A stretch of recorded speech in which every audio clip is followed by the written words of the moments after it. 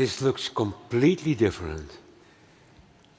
I just was in Stad Schouwburg, Amsterdam. I couldn't see any people. Here there are a lot of them. Yeah. So, my name is Michel, and I like to do fun things, you know. I remember in 2010 I rode my horse, Lista, to St. Petersburg, and years before that, in the 80s, I rode a car from Munich to Damascus with a girlfriend of mine. It was a beautiful, beautiful trip. Hi, my name is a refugee. Sorry, my name is Muhammed, but the people call me refugee. I was on my way to be a successful civil engineer in Syria. But 5 years ago, the war started. At some point, my mom gave me some money, telling me that I have to leave from Syria to Lebanon. I remember her, she was hugging me with a crazy way. For me, it was a really strange feeling. I mean, why you gave me some money and telling me to go, and now you are hugging me and telling me to stay? Anyway, after 2 years in Lebanon, everything getting more complicated. So I was forced either to go back to Syria and fight there, and that means to kill someone or someone kill you without any reason, or to choose another option and come to Holland with a hard trip. Yeah, man. That road to Damascus, we stopped in Aleppo, and I remember spending a night at the Roman baths there, moonlit, you could see the Milky Way, lots of stars. This was so wonderful. My trip was so different. I walked most of the way from Turkey to Netherlands because the buses was mainly for the women and the children, and should to be. I remember not knowing where I am or where I'm going. And it's so hard feeling when you cannot trust anyone in the road, but you have to trust. If someone tells you, give me €100 and I will pick you up from here to the border, you will be so happy, but then after 10 minutes you will realize that he is just crossing the same area and nothing happened. But I mean, you cannot say for him anything. Now I'm safe, but I still dream sometimes about being in the road with a woman with her 3 children and a lot of clothes to keep them warm. She asked me to help her with carrying some stuff, and I did that for the whole day. But then I realized that the border between Serbia and Hungary will close soon, so I have to leave her. And I did that. It's 2016. The world looks a bit like a mess to me. Aleppo's wiped off the earth. People are fleeing all the way, coming from these places to our places here in Europe. And I feel frustrated. I think, why don't we help these people? And I started browsing the net, and I found this organization, Take Care B&B, and they match refugees with hosts.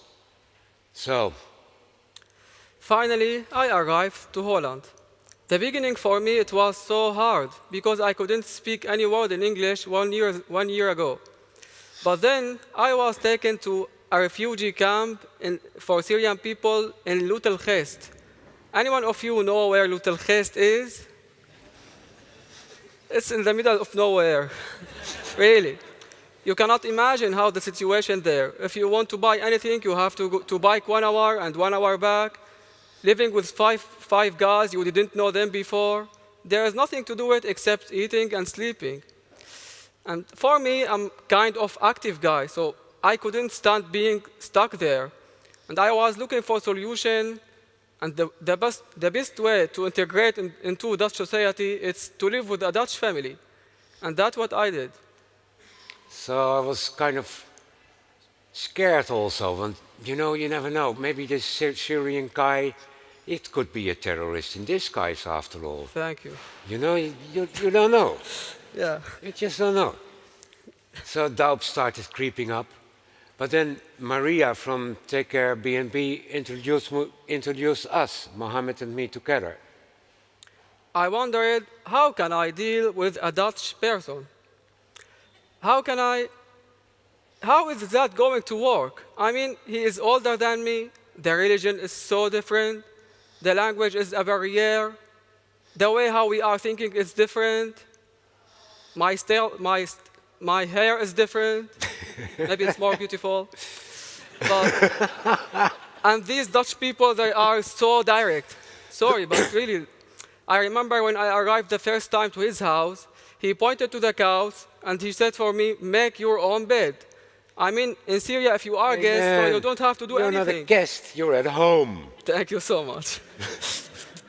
But I realized soon that even we are so different, but we can learn from each other. And in the end, we are all human beings. I remember in Ramadan, I was fasting the whole month, and that means to not eat or drink the whole day.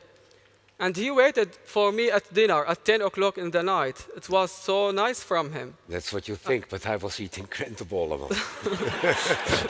Thank you, man. In any case, we lived together in his small apartment. It was really a lot of fun, but I will be lying if I said everything was perfect.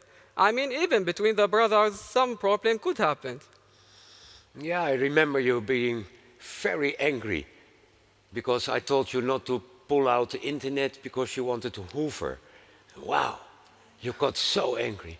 And I thought, well, this must be something else. And indeed, a few days later, you told me that your brother-in-law died in action. So you were grieving in silence, and, well, it explains a bit. Life can take unexpected turns. In 2006, my father hosted a Lebanese refugee family. In that time, I asked him, why you are doing that? I mean, we don't know them. He said, even if we are a middle-class family and we have everything we need, your sister can go to the university, you can go to the school, we have normal life. But maybe one day we will be in the same situation and maybe worse. I mean, look at me now. I'm a refugee. But I'm so happy because I'm here and I'm talking in the front of really nice people here. And you have no idea how my mother was happy when I told her that I'm going to do this.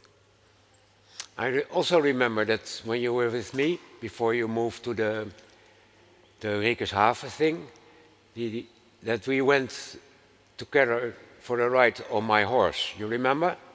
Yeah. And man, you were unstoppable there. Really. He was without a saddle and he was having so much fun. Yeah, kind of professional. Yeah.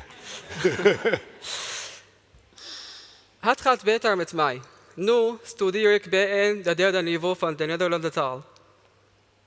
Ik zou graag willen zeggen dat we hier niet alleen om te nemen, maar ook om te geven zijn. Dus we hebben gekookt, ik en mijn vrienden, voor de daklozen. En ook voor sommige Nederlandse familie. En ik maak hun lachen en ik vind het heel leuk om te doen. Ja, je bent een beetje een grappenmaker ook, hè? Heel erg bedankt.